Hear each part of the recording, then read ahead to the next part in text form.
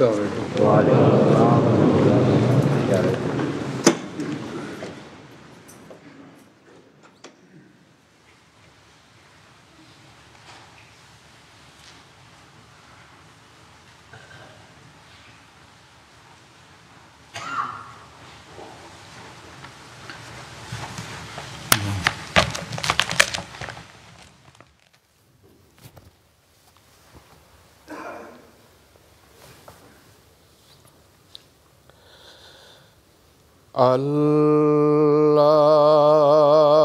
الله أكبر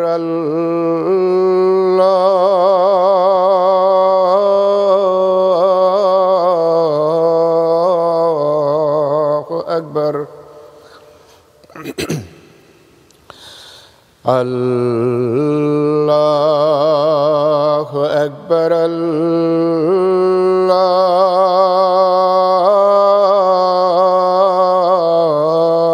الله أكبر أشهد أن لا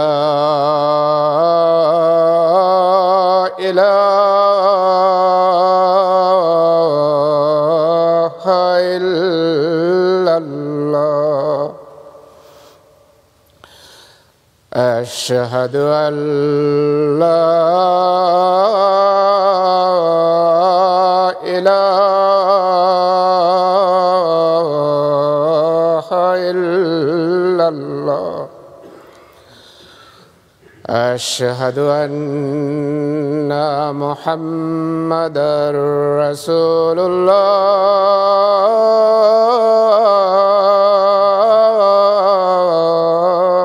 الله أشهد أن محمدًا رسول الله حي على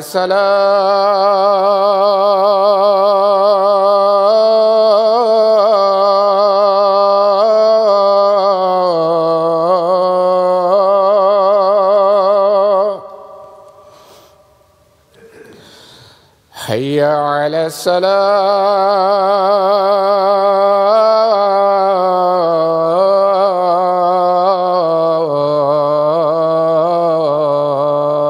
الصلاة حي على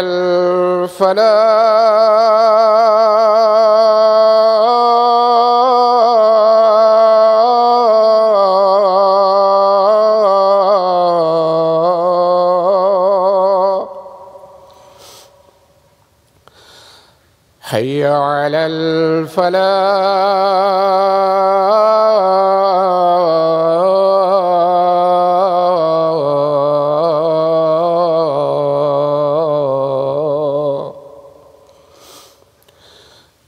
الله أكبر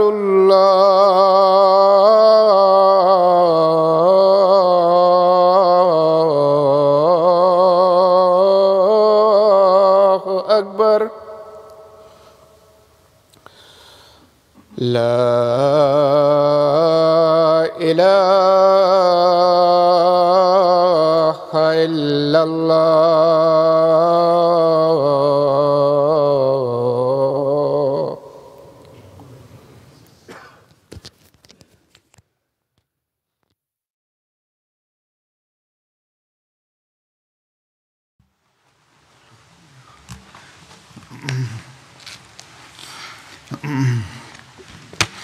السلام عليكم ورحمة الله.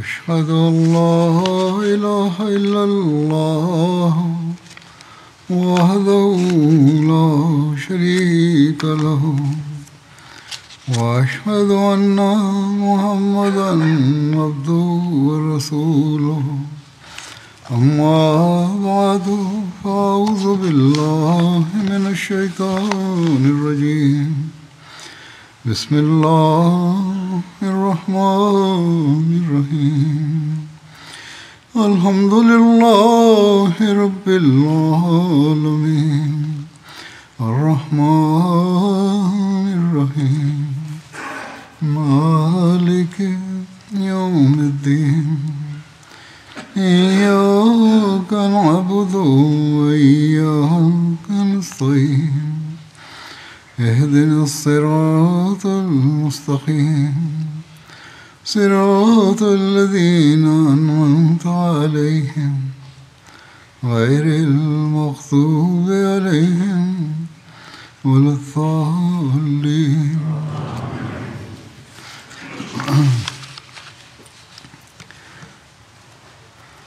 کل 20 فروری تھی. یہ دن جماعت میں پیشگوئی مسلم موت کے حوالے سے جانا جاتا ہے. اس دن یا اس حوالے سے ان دنوں میں آگے پیچھے پیشگوئی مسلم موت کے جماعتوں میں جلسے بھی ہوتے ہیں.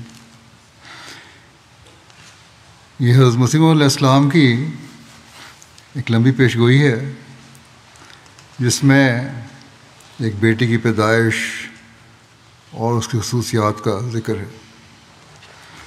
20 فروری 1886 کو اس کو اشتہار کی صورت میں شائع کیا گیا. اس پیشگوئی میں لڑکے کی خصوصیات کے بارے میں الہامی الفاظ کا ایک حصہ اس طرح سے ہے کہ وہ سخت ذہین و فہیم ہوگا، اور پھر ہے کہ علوم ظاہری و باطنی سے پر کیا جائے گا. اور اللہ تعالیٰ نے اس کے مطابق حضرت مسیح علیہ السلام کو بیٹا عطا فرمایا جو ان خصوصیات کا حامل تھا، جن کا نام حضرت مرزا بشیر الدین محمود احمد تھا. ان کو مسلم موعود بھی کہا جاتا ہے. جو بچے بھی جماعت کی تاریخ سے واقفیت رکھتے ہیں، بڑے تو رکھتے ہی ہیں، اس سے بخوبی آگاہ ہیں. اس پیشگوئی سے اطفال میں، خدام میں، ہر جگہ جلسے ہوتے ہیں. جیسا کہ پیشگوئی کے الفاظ ہیں کہ وہ لڑکا علوم ظاہری و باطنی سے پر کیا جائے گا. خدا تعالیٰ نے خود ان کی ذہانت کو جلا بخشی اور علوم سے پر کیا. دنیاوی لحاظ سے تو آپ کی تعلیم شاید پرائمری تھی، بلکہ یہ بھی نہیں تھی. ہاں اسکول جاتے رہے، لیکن امتحانوں میں آپ نے حضرت مسلم موعود نے خود لکھا ہے، بتایا ہے کہ کبھی پاس نہیں ہوتے تھے.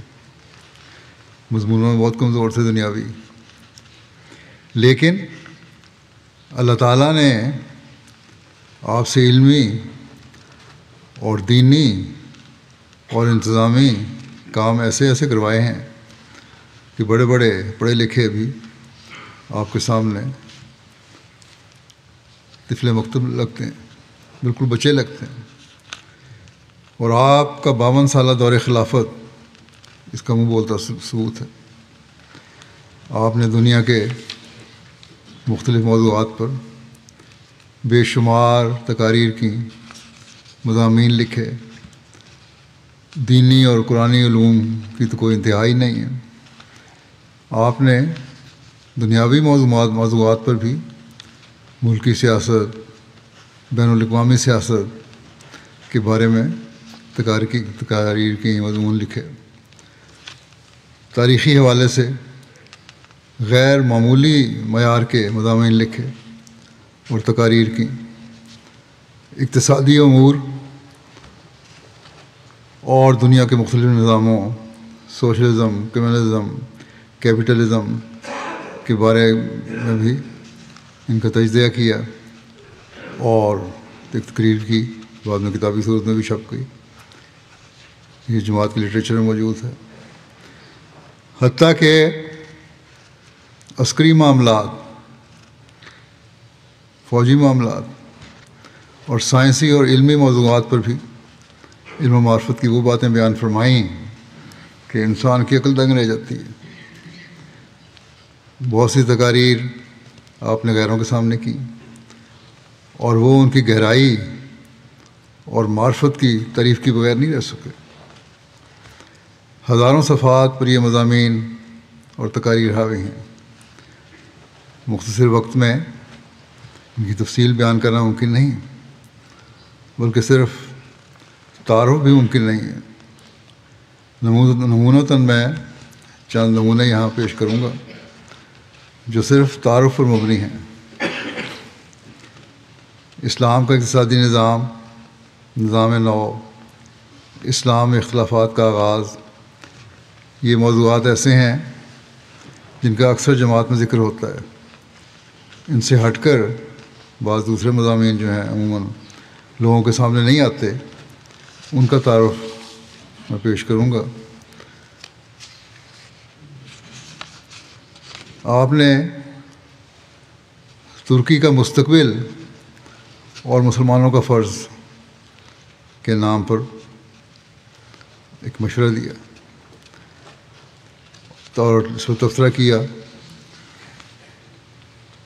اور یہ 1919 کی بات ہے، یعنی آپ کی خلافت کے ابتدائی دور کی۔ اس کا خلاصہ یا تعارف یہ ہے کہ اتحاد ملت کے ہر موقع سے پوری طرح فائدہ اٹھانے کے لیے حضور نے ایسے وقت میں جب کہ ترکیہ حکومت خطرے میں تھی، نہایت مدبرانہ رہنمائی کرتے ہوئے 18 ستمبر 1919 کو یہ کتاب تحریر فرمائی۔ مختلف خیال مسلمانوں کے اتحاد و اجتماع کے لیے آپ نے یہ رہنما اصول بیان فرمایا کہ میرے نزدیک اس جلسے کی بنیاد صرف یہ ہونی چاہیے کہ جلسہ ہونا تھا وہاں ترکی حکومت کے حق میں، کہ ایک مسلمان کہلانے والی سلطنت کو ہٹا دینا یا ریاستوں کی حیثیت دینا ایک ایسا فعل ہے جسے ہر ایک فرقہ جو مسلمان کہلاتا ہے ناپسند کرتا ہے، اور اس کا خیال بھی اس پر گراں گزرتا ہے۔ پھر ہم نے یہ بھی فرمایا کہ ترک سلطنت اور مرکز اسلام حجاز کے متعلق جو میری رہنمائی ہے وہ اس طرح ہے۔ آپ لکھتے ہیں کہ عرب کی غیرت ایک قومی جوش مار رہی ہے اور اس کی حریت کی رگ پھڑک رہی ہے۔ 1300 سال کے بعد اب وہ پھر اپنی چار دیواری کا آپ حاکم بنا ہے، اور اپنے حسن انتظام اور عدل و انصاف سے اس نے اپنے حق کو ثابت کر دیا۔ اس کے متعلق کوئی نئی تجویز نہ کامیاب ہو سکتی ہے، نہ کوئی معقول انسان اس کو قبول کر سکتا ہے۔ ترکیہ کی بہتری کے لیے آپ نے یہ مشورہ بھی دیا کہ صرف جلسوں اور لیکچروں سے کام نہیں چل سکتا، نہ روپیہ جمع کر کے اشتہاروں اور ٹریکٹوں کے شائع کرنے سے، بلکہ ایک باقاعدہ جد و جہد سے جو دنیا کے تمام ممالک میں اس امر کے انجام دینے کے لیے کی جاوے۔ یہ زمانہ علمی زمانہ ہے، آپ فرماتے ہیں یہ زمانہ علمی زمانہ ہے، اور لوگ ہر ایک بات کے لیے دلیل طلب کرتے ہیں۔ بس اس مشکل کام کو پورا کرنے کے لیے باقاعدہ انتظام ہونا چاہیے، بے فائدہ کام دانا کا کام نہیں۔ یہی بات آج بھی مسلمانوں کو سوچنی چاہیے۔ یہ تو صرف ترکی حکومت سے تعلق تھا اس زمانے میں، آج پہلے سے بڑھ کر مسلمان دنیا اور عرب دنیا کو اس پر توجہ دینے کی ضرورت ہے کہ صرف نعرے لگانے سے، میٹنگیں کرنے سے کام نہیں بنے گا، عملی اقدام اٹھانے پڑیں گے۔ ترکوں یا اسلام کے خلاف بغض و تعصب کی وجہ بیان کرتے ہوئے آپ نے فرمایا کہ آباء و اجداد سے ان کے دل میں، یعنی اسلام مخالف لوگوں کے دلوں میں، اسلام کی نسبت اس قدر بدظنیاں بٹھائی گئی ہیں کہ وہ اسلام کو ایک عام مذہب کے طور پر خیال نہیں کرتے، بلکہ ایک ایسی تعلیم خیال کرتے ہیں جو انسان کو انسانیت سے نکال کر جانوروں اور وہ بھی وحشی جانور بنا دیتی ہے۔ اسلام کے سوا دوسرے مذاہب سے وہ دوڑتے نہیں، مگر قابل نفرت سمجھتے ہیں۔ مگر اسلام سے وہ خوف کھاتے ہیں، یعنی جو اسلام مخالف لوگ ہیں، اس کی ترقی کو تہذیب و شائستگی کے راستے میں روک ہی نہیں خیال کرتے، بلکہ خود انسانیت کے لیے اسے مہلک یقین کرتے ہیں۔ اور آج کل تو اس پر پہلے سے زیادہ زور دیا جا رہا ہے۔ ہر جگہ، ہر ملک میں جو رائٹ ونگ ہے یا دوسرے ہے، وہ اسلام کے خلاف بڑی مہم چلا رہے ہیں، مسلمانوں کے خلاف مہم چلا رہے ہیں۔ اس صورتحال کی تبدیلی کے لیے رہنمائی یہ فرمائی کہ مسلمان اپنی غلطی سے تائب ہو کر خدا تعالیٰ کی طرف رجوع کریں اور خود اسلام کو سمجھیں اور اس کی حقیقت سے آگاہ ہوں اور دوسروں کو آگاہ کریں، تاکہ وہ نکبت و ادوار جو اس وقت مسلمانوں پر آ رہا ہے وہ دور ہو۔ اگر مذہب کی خاطر انہوں نے تبلیغ نہیں کی، اگر خدا کے حکموں کے متحد انہوں نے اس بے نظیر تعلیم کو دنیا کے سامنے پیش نہیں کیا، عملاً تو یہی ہوا نا، اسلام نے کب پیش کیا؟ تو اب اپنی حیات کے قیام کے لیے ہی کچھ کوشش کریں، زندہ رہنا ہے اس کے لیے کچھ کوشش کریں، کیونکہ ان کی زندگی اور اسلام کی تبلیغ دونوں لازم و ملزوم ہو گئے ہیں۔ بس یہی اصول آج بھی مسلمانوں کو اپنانے کی ضرورت ہے، نہیں تو اسلام مخالف دنیا مسلمان ممالک کے گرد گھیرا تنگ کرتی چلی جائے گی اور کر رہی ہے۔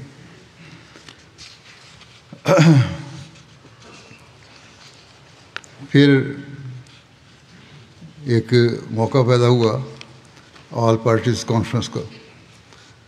اس پر آپ نے آل پارٹیز کانفرنس کے پروگرام پر ایک نظر کے عنوان سے ہدایات دیں۔ یہ پمفلٹ حضور نے آل انڈیا مسلم پارٹیز کانفرنس کے اجلاس میں پیش کرنے کے لیے 13 جولائی 1925 کو تحریر فرمایا۔ منتظمین کانفرنس کی خواہش تھی کہ امام جماعت احمدیہ بنفس نفیس اس میں شریک ہو کر اپنے خیالات کا اظہار فرمائیں۔ حضرت مسلم موعود نے تحریر فرمایا کہ میں خود اس میں شمولیت سے معذور ہوں، لیکن اپنے نمائندوں کے ذریعے سے اپنے خیالات پیش کر دیتا ہوں۔ اس پمفلٹ میں حضور نے سب سے پہلے اسلام کی مذہبی اور سیاسی تعریف بیان فرمائی اور فرمایا کہ اسلام کی ایک تو مذہبی تعریف ہے جس کا ہر شخص کو اختیار ہے کہ وہ جو چاہے اس کی تعریف کرے، دوسری اسلام کی سیاسی تعریف ہے۔ سیاسی طور پر کون لوگ مسلمان ہیں، اس کا جواب صرف ہندو، عیسائی اور سکھ ہی دے سکتے ہیں جن سے مسلمانوں کا سیاسی واسطہ پڑتا ہے، کیونکہ اگر ایک جماعت کے پیرو جو خود کو مسلمان کہتے ہیں اور سمجھتے ہیں ان کو دوسرے فرقے کے لوگ خواہ غیر مسلم ہی سمجھیں، لیکن سیاست میں ہندو اور سکھ جب اس سے معاملہ کریں گے تو اس سے ایک ہی معاملہ کریں گے، اور جو کارروائی وہ ایک قوم کے خلاف کریں گے وہی دوسری قوم کے خلاف بھی کریں گے۔ ہر فرقے کو انہوں نے مسلمان سمجھ کے کرنا ہے، بس سیاستاً ان کے مفاد ایک ہیں، اور مسلمانوں نے اس نقطے کو نہ سمجھا تو دوسرے ایک ایک کر کے ان کو کھا جائیں گے، اور ان کو ایک وقت ہوش آئے اور ان کو اس وقت ہوش آئے گی جب ہوش آنے کا کچھ بھی وقت فائدہ نہیں ہوگا۔ اس لیے حضور نے تمام مسلمان فرقوں کے سامنے یہ ذریعہ اصول پیش کیا کہ سیاسی معاملات میں مسلمان مکمل اتحاد اور یکجہتی کا مظاہرہ کریں، کیونکہ سیاسی لحاظ سے اگر آپ کسی قوم کو الگ کر دیں گے تو یہ کیسے ممکن ہے کہ وہ دوسری قوموں کی طرف رجوع نہ کرے۔ اس کے بعد اسلام کی ترقی اور تجویز اور اس کے سیاسی استحکام کے لیے بعض تجاویز دیں اور فرمایا کہ اسلام کے استحکام کے لیے ضروری ہے کہ تمام ملک ہند میں اسلام کی ترویج کے لیے تبلیغی نظام مقرر کیا جائے اور تبلیغی انجمنوں کے باہم اتحاد کی کوئی راہ نکالی جائے، کیونکہ اسلام کی زندگی تبلیغ پر ہی موقوف ہے اور اس کے لیے مکمل نظام وضع کرنے کی ضرورت ہے، اور اب تو یہ دائرہ عمل ساری دنیا ہو چکی ہے۔ نیز مسلمانوں کی صنعتی اور تعلیمی میدان میں ترقی کے لیے باقاعدہ سیغہ جات قائم کیے جائیں، ہر سیغے کا ایک مطمع نظر ہو اور سال کے آخر پر بتایا جائے کہ مطمع نظر کو کس حد تک پورا کیا گیا ہے۔ اب تو یہ بڑی بڑی حکومتوں کا کام ہے نا اسلام کی۔ نیز اس وقت فوری طور پر ایک ایسی کمیٹی کا قیام بھی ضروری ہے جو اس امر کا جائزہ لے کہ مسلمانوں کو دوسری قوموں کے اثر سے کس طرح آزاد کروایا جا سکتا ہے اور کون کون سے شعبہ ہے زندگی ایسے ہیں جن میں ماہر مسلمانوں کی تعداد بہت کم ہے، پھر وہ کمیٹی اس کمی کو پورا کرنے کے لیے کوشش کرے۔ اسی طرح مسلم عہد نے مسلم بینک کے قیام کی ضرورت پر بھی زور دیا اور فرمایا کہ اگر بلا سود کی صورت نکل سکے، جو کہ نکل سکتی ہے، تو ہماری جماعت بھی اس میں شامل ہونے کے لیے تیار ہے، اور آپ نے بیت المال اور مسلم چیمبر آف کامرس کے قیام کی بھی تجویز دی۔ نیز فوجداری مقدمات کے علاوہ مسلمانوں کے دیگر تنازعات کو عدالتوں میں لے جانے کے بجائے باہم مل کر تصفیہ کے لیے بھی پنچایتی نظام وضع کرنے کی ضرورت پر زور دیا۔ آپ نے فرمایا جہاں غیر مسلم حکومتیں ہیں، آپ نے فرمایا کہ قیام امن کے لیے یہ ضروری ہے کہ ایک دوسرے کے مذہبی معاملات میں دخل نہ دیا جائے، وسعت حوصلہ کے ساتھ دوسروں کو ان کے عقیدہ کے مطابق کام کرنے دیں اور خود اپنے عقیدے کے مطابق کام کریں۔ حضور نے تجارت اور صنعت و حرفت کے متعلق فرمایا کہ تجارت ایسا شعبہ ہے جس سے مسلمانوں نے سب سے زیادہ تغافل برتا ہے، اور تجارتی لحاظ سے وہ ہندوؤں کے غلام بن کر رہ گئے ہیں۔ اس زمانے میں تھے، اب تو ہم نظر آ رہا ہے ہمیں کہ ہم دنیا کے بڑے بڑے جو امیر تک لوگ ہیں جو تجارت میں ہیں، مختلف مذاہب کے لوگ ہیں، چاہے وہ یہودی ہیں یا عیسائی ہیں یا کوئی اور ہیں، ان کے غلام بنے ہوئے ہیں۔ اس وقت یہی حالات تھے۔ آج کل اس معاملے میں دنیا کی حکومتوں اور تاجروں کے غلام ہم بن رہے ہیں، جیسا کہ میں نے کہا۔ بس اس طرح توجہ دینے کی ضرورت ہے مسلمان حکومتوں کو۔ تجارت اور صنعت و حرفت میں بھی مسلمانوں کی ترقی کے لیے خاص توجہ دینے کی ضرورت ہے۔ آخر پر حضرت مسلم عہد نے مسلمانوں کے باہمی تنازعات کو ختم کر کے باہمی اتحاد اور یگانگت کی اہمیت کی طرف توجہ دلائی اور فرمایا کہ پھر ایک دفعہ اس امر کی طرف توجہ دلاتے ہوئے میں اپنے مضمون کو ختم کرتا ہوں کہ سب محنت رائے گاں اور سب تدبیریں ابس جائیں گی اگر اس امر کو اچھی طرح نہ سمجھ لیا گیا کہ ہم باوجود ایک دوسرے کو کافر کہنے کے اغیار کی نظر میں مسلمان ہیں اور ایک کا نقصان دوسرے کا نقصان ہے۔ پس سیاسی میدان میں ہمیں مذہبی فتووں کو نظر انداز کر دینا چاہیے کیونکہ وہ ان کے دائرۂ عمل سے خارج ہیں۔ اسلام ہرگز یہ نہیں کہتا کہ تم اپنی سیاسی ضروریات کے لیے ان لوگوں سے مل کر کام نہیں کر سکتے جن کو تم مسلمان نہیں سمجھتے۔ اگر رسول کریم صلی اللہ علیہ وسلم مشرکوں کے مقابلے میں یہود سے سمجھوتا کر سکتے ہیں تو کوئی وجہ نہیں کہ مسلمان کہلانے والے فرقے اسلام کی سیاسی برتری بلکہ کہو کہ سیاسی حفاظت کے لیے اس میں مل کر کام نہ کر سکیں۔ اگر ہم اس موقع پر اتحاد نہ کر سکیں گے تو یقیناً اس سے یہ ثابت ہوگا کہ ہمارا اختلاف اسلام کے لیے نہیں بلکہ اپنی ذات کے لیے ہے، اپنے نفسوں کے لیے ہے۔ اللہ تعالیٰ ہمیں اس بدبختی سے محفوظ رکھے۔ پاکستان اور بعض مسلمان ممالک میں عمومی طور پر تو یہی صورتحال ہے، خاص طور پر احمدیوں کے لیے یہ سوچ کہ یہ کافر ہیں۔ ویسے تو ہر فرقہ دوسرے فرقے کو بھی کافر کہتا ہے، اور غیر مسلم دنیا میں اسی وجہ سے جو ہے غلط تاثر پیدا ہو رہا ہے، وہ نقصان پہنچا رہی ہے مسلمانوں کو۔ بس اس نقطے کو آج بھی مسلمان حکومتوں کو اور مسلمانوں کو سمجھنے کی ضرورت ہے۔ ہندوستان کے حالات کے بارے میں اس وقت جو تھے پاک و ہند ایک جو تھے ایک گول میز کانفرنس ہوئی تھی اور مسلمانوں کی نمائندگی کا سوال اس میں اٹھا تھا۔ حکومت برطانیہ نے ہندوستان کی آزادی کے جائزے کے لیے ایک کمیشن مقرر کیا تھا جس نے ہر 10 سال بعد جائزہ لینا تھا کہ کس حد تک یہ لوگوں کو اختیار دیے جا سکتے ہیں کہ وہ علیحدہ حکومت قائم کریں۔ اس کے پہلے صدر ایک انگریز بیرسٹر تھے، اس کمیشن کے صدر، جن کا نام سر جان سائمن تھا۔ بہرحال اس کمیشن اور ان فیصلوں پر مختلف وقتوں میں بحث کی جاتی رہی، اور حضرت مسلم عہد نے مختلف وقتوں میں رہنمائی فرماتے ہوئے اپنی تفصیلی خیالات بھی پیش کیے اور مسلمانوں کی رہنمائی بھی کی۔ اس سلسلے میں ایک گول میز کانفرنس ہوئی جس کی تفصیل کا ہماری تاریخ میں کے حوالے سے حضرت مسلم موت کے حوالے سے ذکر ملتا ہے۔ حکومت برطانیہ کے قائم کردہ کمیشن کی رپورٹ اہل ہند کی توقعات پہ پوری نہ اتری، اس لیے وہ انہیں قبول نہ تھی۔ ان حالات میں حکومت کی طرف سے گول میز کانفرنس کے انعقاد کا اعلان ہوا۔ اس کی تفصیل اس طرح ہے، تاکہ برطانیہ اور ہندوستان کے نمائندگان ایک جگہ جمع ہو کر ہندوستان کے سیاسی ارتقاء کے بارے میں غور و فکر کر سکیں۔ اس موقع پر حضور نے مسلمانوں کی رہنمائی کے لیے فوری طور پر یہ مضمون تعریف فرمایا اور انہیں نصیحت کی کہ وہ باہمی تفرقہ اور اختلافات کو ترک کر دیں اور قومی مفاد کی خاطر اتفاق اور اتحاد سے کام کریں۔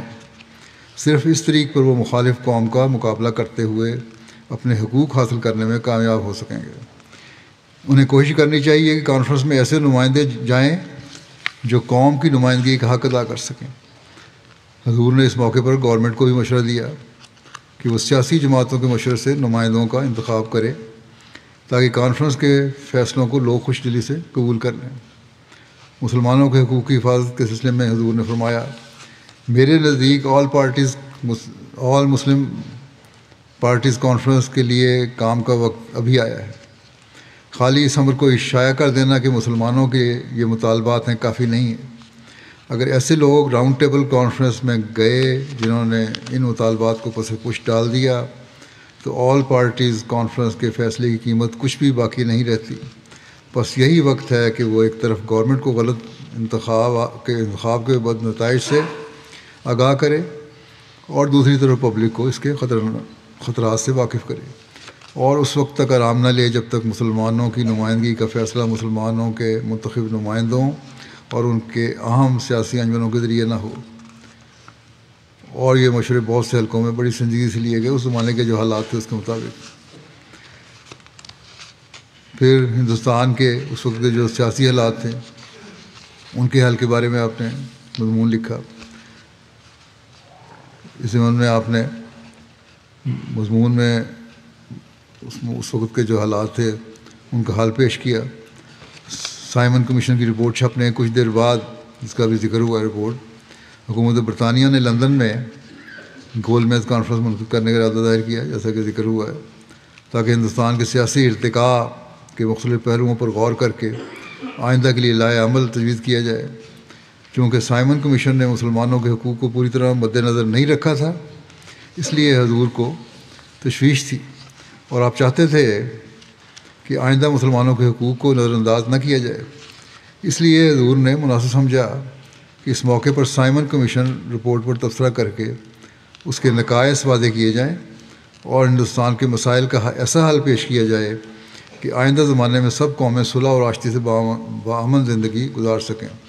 چنانچہ آپ فرماتے ہیں، میں سمجھتا ہوں کہ گو ایک مذہبی آدمی ہونے کے لحاظ سے مجھے سیاست ملکی سے اس قدر تعلق نہیں ہے جیسا کہ ان لوگوں کی جو رات دن انہی کاموں میں پڑے رہتے ہیں، جیسا کہ ان لوگوں کا ہے جو رات دن انہی کاموں میں پڑے رہتے ہیں۔ لیکن اس قدر میری ذمہ داری صلح اور آشتی پیدا کرنے کے متعلق زیادہ، اور نیز میں خیال کرتا ہوں کہ شورش کی دنیا سے زیادہ ہونے کی وجہ سے میں شاید کئی امور کی طے کو زیادہ آسانی سے پہنچ سکتا ہوں بنسبت ان لوگوں کے کہ جو اس جنگ میں ایک یا دوسری طرف سے شامل ہیں۔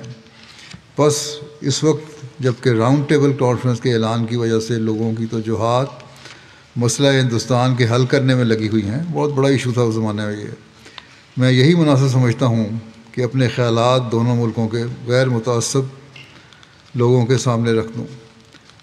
حضور نے اپنے تبصرہ میں مسلمانوں کے حقوق اور مطالبات پر سیر حاصل بحث کی اور اس کی معقولیت کو اجاگر کیا۔ اس کے ساتھ ہی آپ نے ہندوستان کے سیاسی مسائل کا نہایت معقول اور تسلی بخش حل پیش کیا۔ اس کے جامع و معنی تبصرہ کا انگریزی ایڈیشن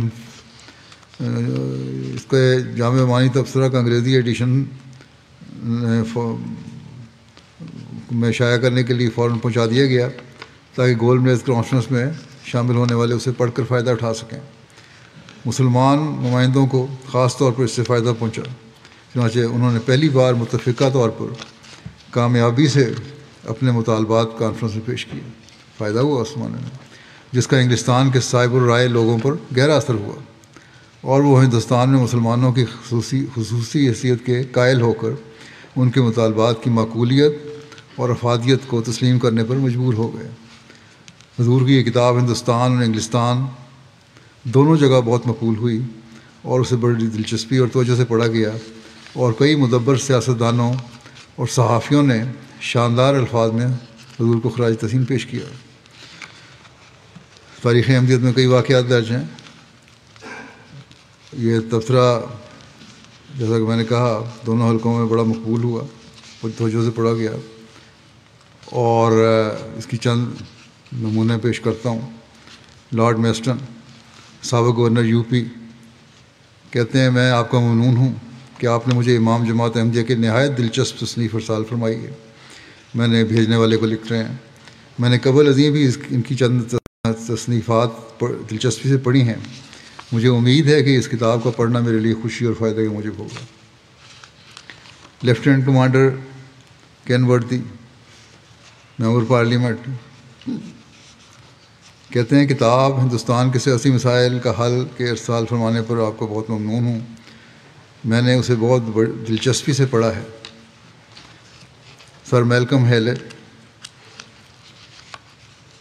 گورنر صوبہ یو پی اور سابق گورنر پنجاب لکھتے ہیں امام مسجد لنڈن کو کہ اس کتاب کے لیے جو آپ نے امام جماعت احمدیہ کی طرف سے میرے نام بھیجی ہے، میں آپ کو بہت ممنون ہوں۔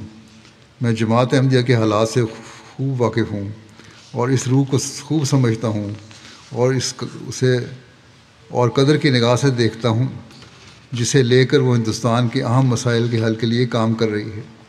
مجھے یقین ہے کہ یہ کتاب میرے لیے مفید ہوگی اور میں اسے نہایت دلچسپی کے ساتھ پڑھوں گا۔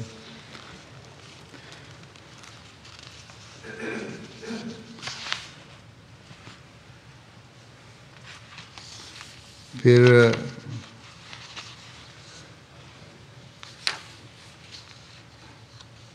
سر ہون او ملر کہتے ہیں کہ اس چھوٹی سی کتاب کے ارسال کے لیے، جس میں مسئلہ ہند کے حل کے لیے امام جماعت احمدیہ کی تجاویز مندرج ہیں، میں تہہ دل سے آپ کا شکریہ ادا کرتا ہوں۔ سائمن کمیشن کی تجاویز پر یہی ایک مفصل تنقید ہے جو میری نظر سے گزری ہے۔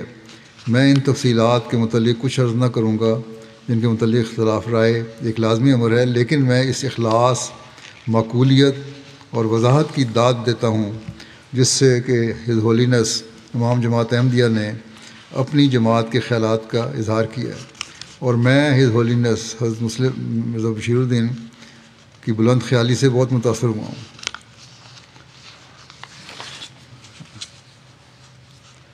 پھر آنریبل پیٹرسن CSICI کتاب کہتے ہیں، کتاب ہندوستان کے سیاسی مسائل کا حل کے ارسال کا بہت شکریہ۔ مجھے ابھی تک اس کے ختم کرنے کی فرصت نہیں ملی، امید ہے کہ چند دنوں میں ختم کر لوں گا، لیکن جس قدر میں نے پڑھا ہے اس سے ضرور اس قدر ظاہر ہوتا ہے کہ تصنیف موجودہ گتھی کے سلجھانے کے لیے ایک دلچسپ اور قابل قدر کوشش ہے۔ مسلمانوں کا نقطہ نظر اس میں بہت وضاحت سے پیش کیا گیا ہے۔ امید ہے کہ میں ملوں گا، آگے لکھ رہے ہیں بھیجنے والے کو۔ ڈاکٹر ضیاء الدین صاحب علی گڑھ کے ہیں، یہ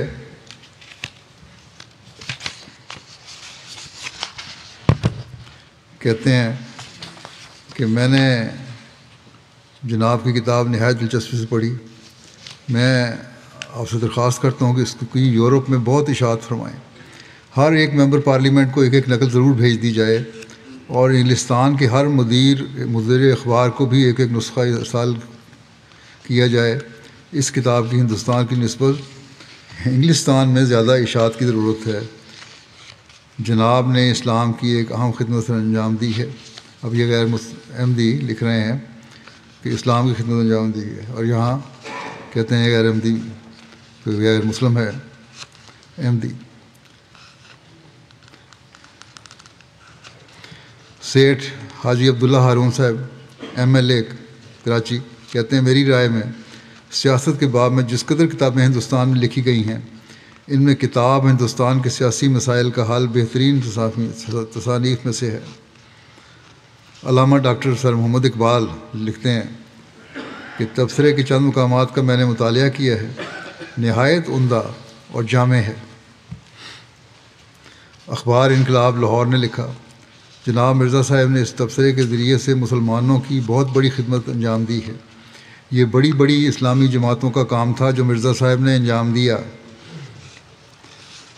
اخبار سیاست لاہور لکھتا ہے کہ مذہبی اختلافات کی بات چھوڑ کر دیکھیں تو جناب مرزا بشیر الدین محمود احمد صاحب نے میدان تصنیف و تالیف میں جو کام کیا ہے وہ بلحاظ ضخامت و افادہ ہر تعریف کا مستحق ہے، اور سیاست میں اپنی جماعتوں کو عام مسلمانوں کے پہلو چلانے میں آپ نے جس اصول عمل کی ابتدا کر کے اس کو اپنی قیادت میں کامیاب بنایا ہے، وہ بھی ہر منصف مزاج مسلمان اور حق شناس انسان سے خراج تحسین وصول کر کے رہتا ہے۔ آپ کی سیاسی فراست کا ایک زمانہ قائل ہے، کہتا ہے کہ آپ کی سیاسی فراست کا ایک زمانہ قائل ہے، اور نہرو رپورٹ کے خلاف مسلمانوں کو مجتمع کرنے میں، سائمن کمیشن کے روبرو مسلمانوں کا نقطہ نظر پیش کرنے میں، مسائل حاضرہ پر اسلامی نقطہ نگاہ سے مدلل بحث کرنے، اور مسلمانوں کے حقوق کے استدلال سے مملوک کتابیں شائع کرنے کی صورت میں آپ نے بہت ہی قابل تعریف کام کیا ہے۔ زیر بحث کتاب سائمن رپورٹ پر آپ کی تنقید ہے جو انگریزی زبان میں لکھی گئی ہے، جس کے مطالعے سے آپ کی وسعت معلومات کا اندازہ ہوتا ہے۔ آپ کا طرز بیان سلیس اور قائل کر دینے والا ہوتا ہے، آپ کی زبان بہت شستہ ہے۔ یہ تھے کچھ تبصرے۔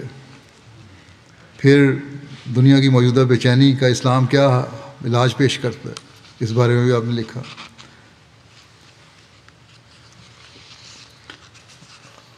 عالمگیر امن کے بارے میں تقریریں ہوئی تھیں، خلاصتاً بیان کر دوں کہ حضرت مسلم موعود نے عالمگیر امن کو مد نظر رکھتے ہوئے یہ معرف تقریر 9 اکتوبر 1946 کو بوقت شام 5:30 بجے 8 پارک روڈ دہلی کی وسیع صحن میں ارشاد فرمائی۔ اس تقریر کو سننے کے لیے کئی سو غیر احمدی اور غیر مسلم معززین تشریف لائے۔ انہوں نے نہایت توجہ اور سکون کے ساتھ حضور کی تقریر کو سنا۔ پہلی دفعہ مورخہ 15 اپریل 1961 کو الفضل میں شائع ہوئی تھی۔ بہرحال اس تقریر کے بارے میں اخبار تیج دہلی نے اپنے 14 اکتوبر 1946 کی اشاعت میں حسب ذیل نوٹ شائع کیا کہ احمدیوں کے امام حضرت مرزا بشیر الدین محمود احمد نے تقریر کرتے ہوئے بتایا کہ امن اور شانتی کا مسئلہ اتنا ہی پرانا ہے جتنا کہ خود انسان، کیونکہ انسانی فطرت کے ساتھ اس کا نہایت گہرا تعلق ہے۔ اگر اس کا قیام مطلوب ہے تو اس کے لیے جذبہ دشمنی اور نفرت کو ختم کرنا پڑے گا۔ مسئلہ سیاسی نہیں ہے بلکہ اخلاقی ہے، اور اگر ہم خدا کی خدائی سے باخبر ہوں اور روٹی کا پیار، لالچ وغیرہ کو چھوڑ دیں تو اس کے بعد ہم میں نفرت اور لالچ کے بجائے برادری اور محبت کے جذبات پیدا ہو سکتے ہیں۔ مذہبی دنیا کے اختلافات ختم ہو سکتے ہیں بشرطے کہ ہم ایک دوسرے کے جذبات کا احترام کرنا سیکھیں۔ مذہبی دنیا کے اختلافات ختم ہو سکتے ہیں بشرطے کہ ہم ایک دوسرے کے جذبات کا احترام کرنا سیکھیں اور اپنے اندر قوت برداشت پیدا کریں۔ جس طرح مذہبی معاملات میں تحمل کی ضرورت ہے، ٹھیک اسی طرح دنیا داری کے معاملات میں بھی اس کا ہونا لازمی ہے۔ مسلمانوں اور ہندوؤں کے زمانے میں بھی کافی تھا مسئلہ، عیسائیوں کے ساتھ بھی تھا۔ فرمایا کہ ہمیں قومیت اور رنگ کے جھگڑوں کو ختم کر کے عالمگیر برادری کا جذبہ پیدا کرنا چاہیے۔ تو یہ مختصر تعارف تھا اس مضمون کا۔ پھر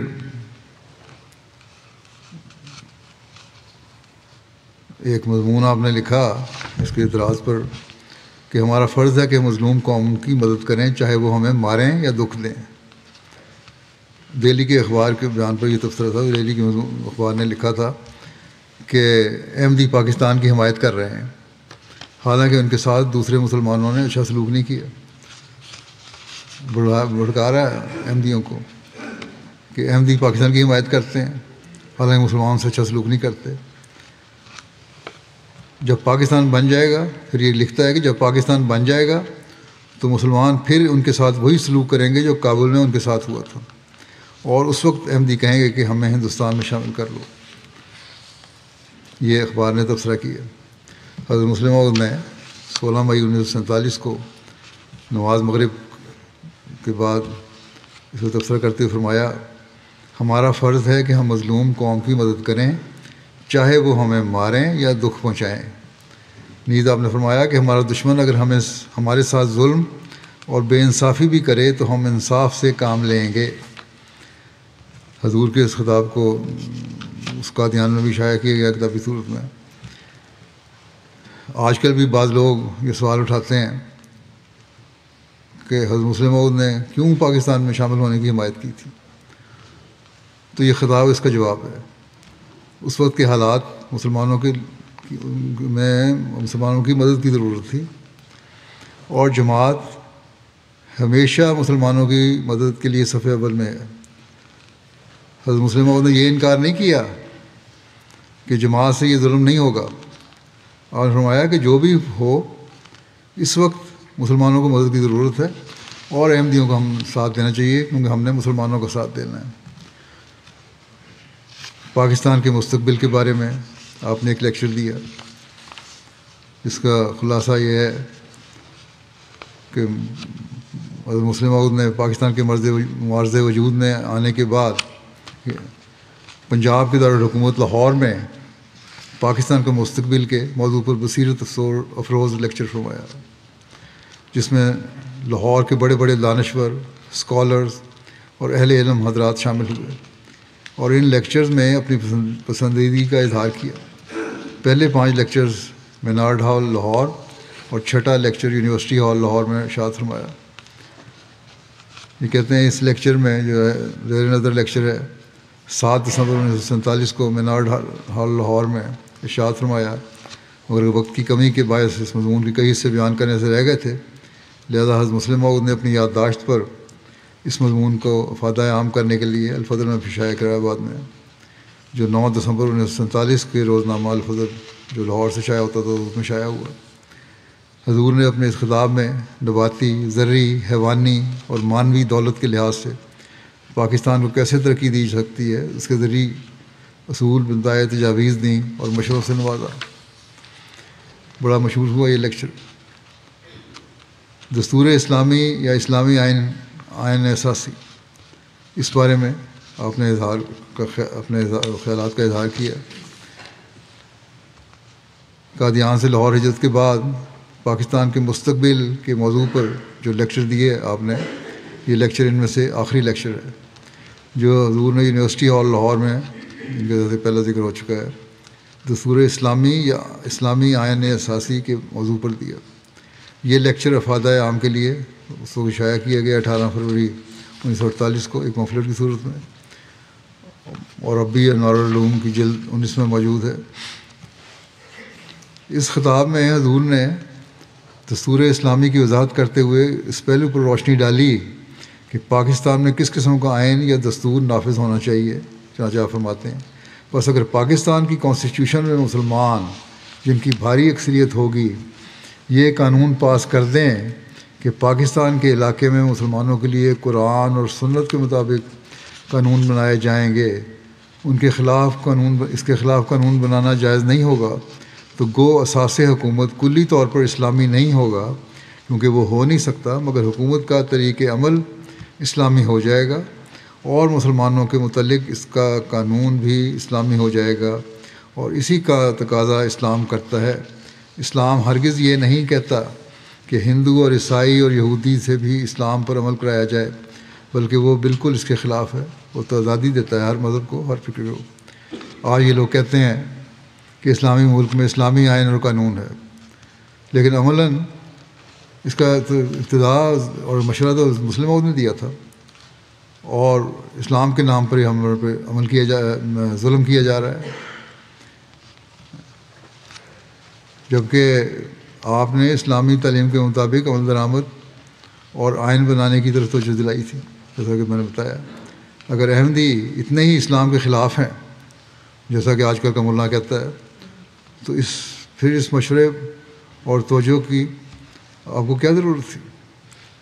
بہرحال آج کل تو ملک کو نام نہاد ملا یرغمال بنانے کی کوشش کر رہا ہے. اللہ تعالیٰ ملک میں کوئی رجل رشید پیدا کرے جو ان کے غلط منصوبوں سے ملک کو نجات دے اور ملک ترقی کی راہ پر گامزن ہو. پھر ایک مضمون ہے کہ پاکستان ایک اینٹ ہے اس اسلامی عمارت کی جسے ہم نے دنیا میں قائم کرنا ہے. ایک لیکچر تھا آپ نے ٹاؤن ہال کوئٹہ میں دیا. مسلم عہد نے پاکستان بننے کے مان بعد پاکستان کا مستقبل کے موضوع پر لاہور میں 6 لیکچر دیے تھے جیسا ذکر ہوا ہے. اس کے کچھ عرصے بعد حضور مغربی پاکستان کے دوسرے متعدد مرکزی شہروں میں تشریف لے گئے اور پاکستان کے ہزاروں باشندوں کو استحکام پاکستان کے موضوع پر اپنے بصیرت افروز خیالات اور تعمیری افکار سے روشناس کرایا. جون 1948 میں حضور کوئٹہ تشریف لے گئے اور کوئٹہ میں نہایت معلومات افزا اور روح پرور پبلک لیکچر فرمائے جن میں پاکستان کو پیش آمدہ اہم ملکی مسائل میں اہل پاکستان کی رہنمائی کرتے ہوئے نہایت شرح و بسط سے بڑی تفصیل سے انہیں اپنی قولی اور ملی ذمہ داریوں کی بجاوری کی طرف توجہ دلائی اور اپنے پرجوش اور محبت بھرے الفاظ میں بے پناہ قوت ایمانی اور ناقابل تسخیر عزم و ولولہ سے لاکھوں پجمردہ اور غمزدہ دلوں میں زندگی اور بشارت کی ایک زبردست روح پھونک دی. یہ خطاب حضرت مسلم عہد نے 4 جولائی 1948 کو ٹاؤن ہال کوئٹہ میں پاکستان اور اس کے مستقبل کے موضوع پر ارشاد فرمایا تھا. اس کو الفضل میں شائع ہوا 1952 میں یہ مارچ میں اور اس کا بڑا لوگوں کا اثر ہوا. پاکستان کی ترقی اور اس کے استحکام کے سلسلے میں زرعی نسائے 11 نومبر 1949 کو جماعت احمدیہ سرگودا نے کمپنی باغ میں ایک پبلک جلسہ منعقد کیا. اس زمانے میں تو جلسے کر سکتے تھے, اب تو ہم اپنے جلسے بھی تربیت ہی نہیں کر سکتے. یہ جلسہ اس لحاظ سے ایک ممتاز خصوصیت کا حامل تھا کہ اس میں پہلی بار حضرت مسلم عہد نے سرگودا اور مضافات کے ان ہزارہا احمدی اور غیر احمدی احباب کو جو اس تقریب میں شمولیت کی تشریف لائے ہوئے تھے اپنی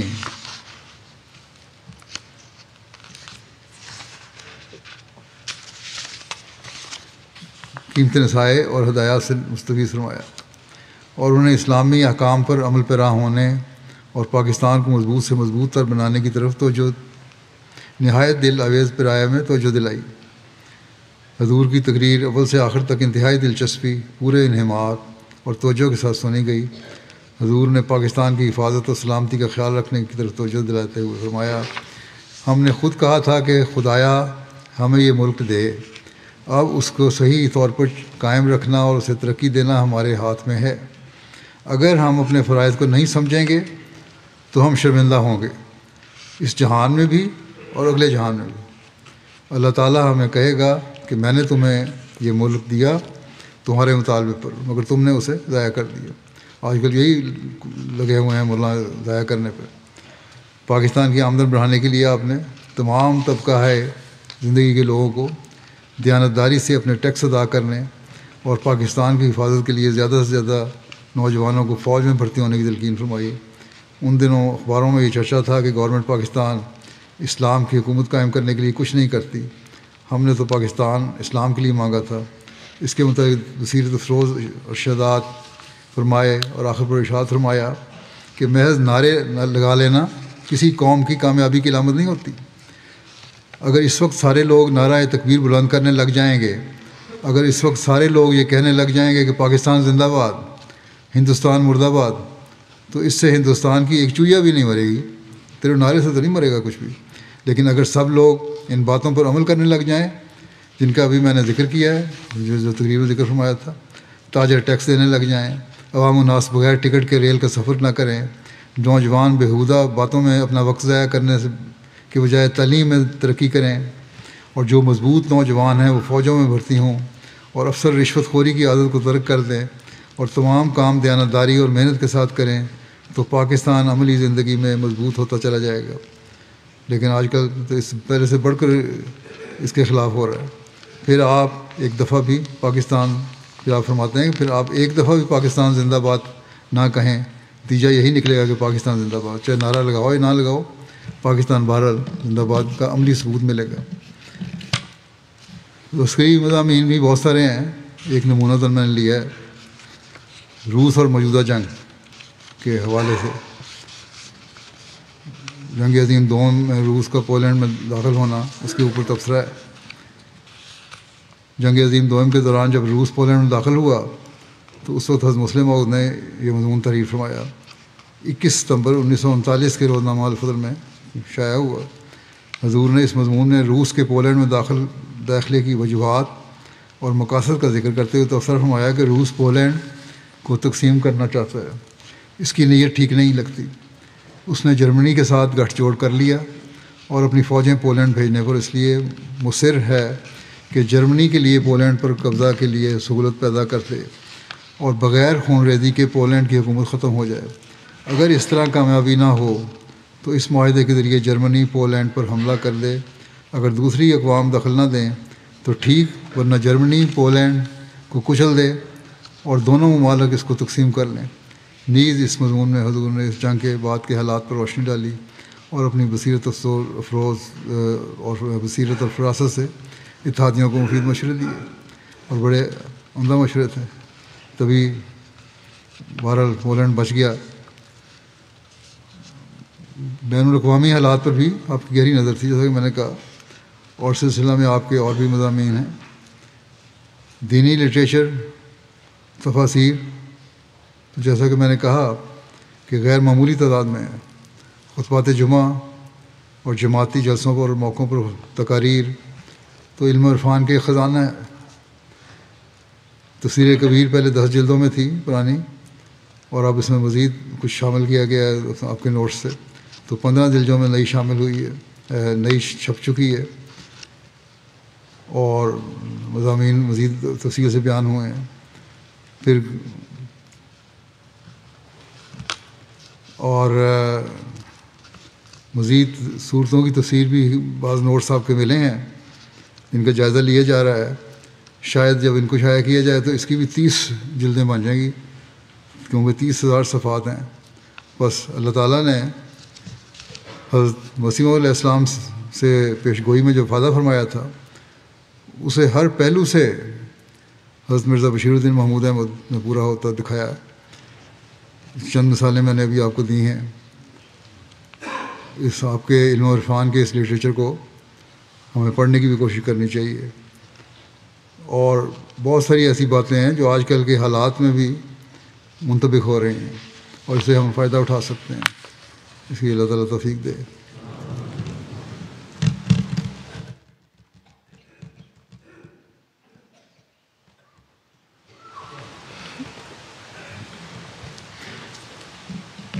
الحمد للہ نحمده ونستعینه ونستغفره ونؤمن به ونتوکل علیہ ونعوذ باللہ من شرور انفسنا ومن سیئات اعمالنا من يهده الله فلا مضل له ومن يضلل فلا هادي له ونشهد أن لا إله إلا الله ونشهد أن محمدا عبده ورسوله عباد الله رحمكم الله إن الله يأمر بالعدل والإحسان وإيتاء ذي القربى وينهى عن الفحشاء والمنكر والبغي يعظكم لعلكم تذكرون اذكروا الله يذكركم وادعوه يستجب لكم ولذكر الله أكبر۔